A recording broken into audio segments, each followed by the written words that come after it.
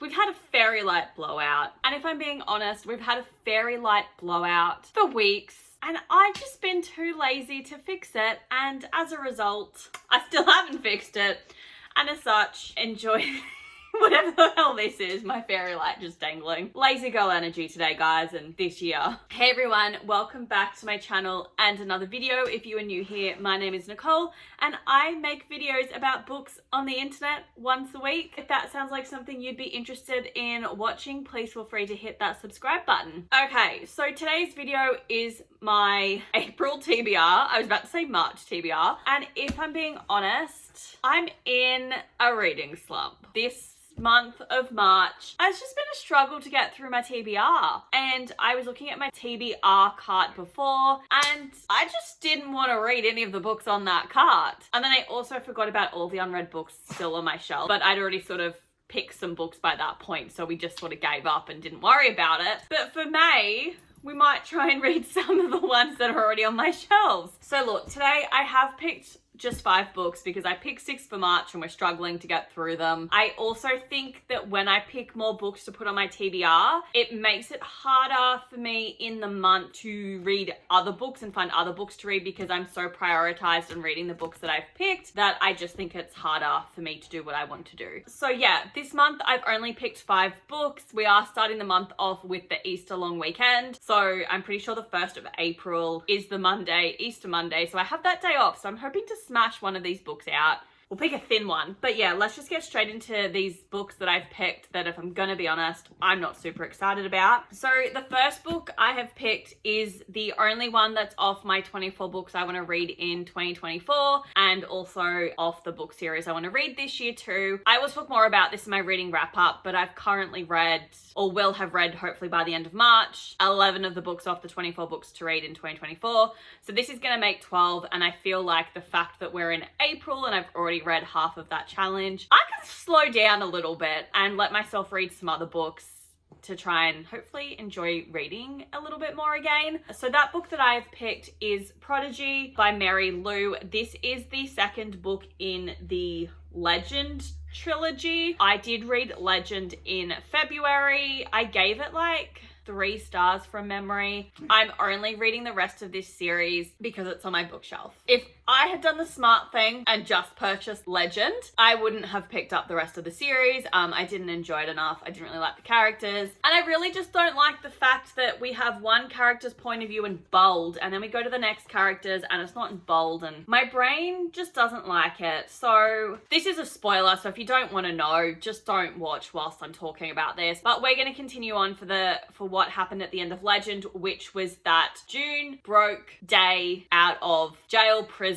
On the day he was supposed to be executed, this plan was put in motion and he escaped. She helped him escape. They're now on the run from whatever the hell they call their government, the Republic, and they're probably going to try and change the government, everything that's going on. They're probably going to be chased a lot. I think that they're going to work with I can't remember the names of anything in this novel, so that tells you I didn't really like it. But we've got the Republic, and then there's this whole other group which is trying to bring down the Republic, and they're soldiers. They're trying to infiltrate it and just have people realize that the way that they're living is not right, and they're being mistreated by the government because the government's trying to keep the poor people poor and the rich people rich. Like, they're literally releasing like plagues out into the poorer parts of society and killing off people, but then also experimenting on them. They make everybody go through this test. If you fail the test, they end up killing you. And the smart people go to their academy, and it's this whole dystopian society where these people are literally completely and utterly fooled and lied to, and their lives suck. And June and Day are going to meet up with that group, I would say, and probably help lead a revolution. And that's probably going to get put in motion in Prodigy, and then they're going to finish it in Champion. So I'm reading it to get it off my TBR. And that's sad, but it's the truth. I'm hoping this is better than the first one, because the first one, like I said, was the 3-star read for me. So we'll see what I actually think of Prodigy in my April wrap up. So this month in April, I was kind of going for the books that seem to be the thinnest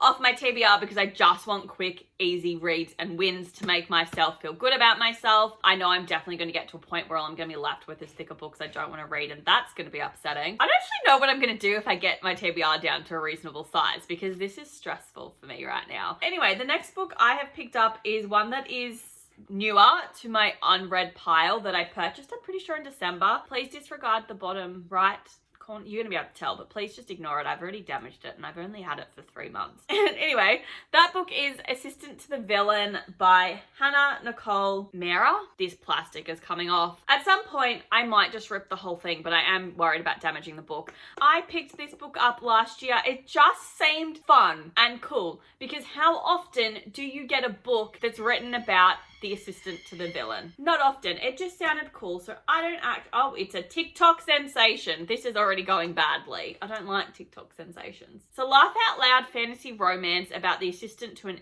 evil villain and their unlikely love story. I'm hooked, and it's not even the proper blurb. So basically, it looks like a villain is wanting an assistant who's loyal, level-headed, and they're needed for unspecified office duties, supporting staff for random mayhem and terror, and other dark things in general. Discretion a must. Excellent benefits. Like I said, it sounds like it's just gonna be fun, and I'm after a fun read. So we're focusing on our main character, Evie. Looks like her father is really quite unwell, and she needs to support her younger sister too. So for her, getting a job isn't just important, it's vital for her to live, for her to support her family. It looks like that the most infamous villain has a job offer going up. She says yes to it. Obviously, no job is perfect, and even less so when you develop a teeny crush on your terrifying, temperamental, and undeniably hot boss. Don't find evil so attractive, Evie. So it looks like when she's getting used to severed heads suspended from the ceiling and the odd squish of an errant eyeball beneath her heel, Evie suspects this dungeon has a huge rat, and not just the literal kind, because something rotten is growing in the kingdom of Renadorn, and someone wants to take the villain and his entire nefarious empire out. So now she must resist drooling over her boss,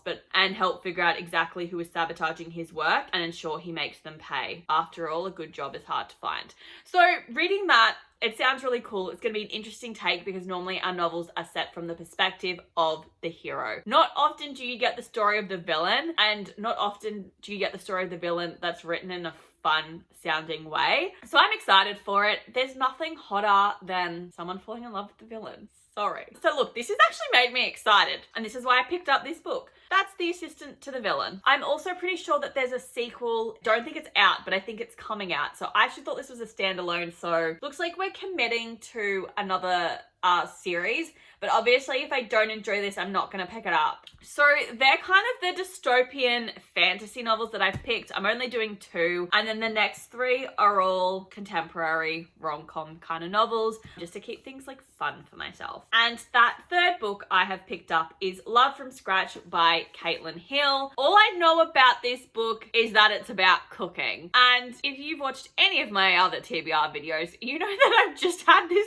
thing with picking up all of the cooking books on my shelves. Pretty sure I only have 3, and this is the third and last one I need to read. I'm just having a look. I don't think there's any others that are about cooking, which is a little bit disappointing, because I've kind of enjoyed reading contemporaries about chefs. It's been something I enjoy. But I have a funny feeling this one's more YA, so give me a second to read the blurb. Rival interns with sizzling chemistry in and out of the kitchen. That's a recipe for love. All right, so we've got our main characters, Reese and Benny. So it looks like it's a summer internship, and she's trading her sweet tea and southern hospitality for the cold brew and crisp coastal air, because she's landed her dream marketing internship at Friends of Flavor, which is a wildly popular cooking channel in Seattle. The only problem with this is that Benny, who is a relentlessly charming backwards baseball cap wearing culinary intern, and her main competition for the fall job. So she's gonna try and keep her work a no feeling zone, but that crumbles pretty quickly when her and Benny are thrown together for a video shoot that goes viral, making them the internet's newest ship. Audience are hungry for more, so their bosses are like, yep, cool, you two are working together now. So they are in an all-out food war, churning homemade ice cream, twisting soft pretzels, breaking eggs in an omelette showdown while hundreds of thousands of viewers watch. And it looks like there is chemistry between her and Benny. I mean, it sounds cute. This is giving me Chef's Kiss vibes by TJ Alexander.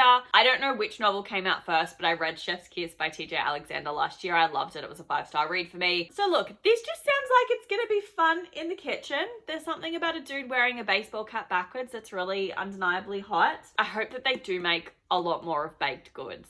because a lot of the books I've read have been like proper meals and dishes, and I'm a chocolate chip girly. If I could read more about chocolate chip cookies and brownies and cupcakes and cakes, I might just be in literal heaven. So look, this is what this book is about. It's 353 pages of hopefully baked goodie goodness. So I'm excited. Oh, her nails are painted red. I don't know why that was so fascinating to me, but it was. I have nothing else to say about this. The fourth book that I want to pick up in April is Emma of 83rd Street by Audrey Belleza and Emily Harding. This was pretty much a cover buy when I bought it last year. Look at me go. I'm picking up some older books. I say older books. Yeah, actually Love from Scratch and Prodigy have been in my shop for a while, and then some of these are newer. Okay, so our novel is set on the Upper East Side neighborhood. Is that like in, oh yeah, Manhattan, so that's New York. Oh, I could also use this for my New York prompt.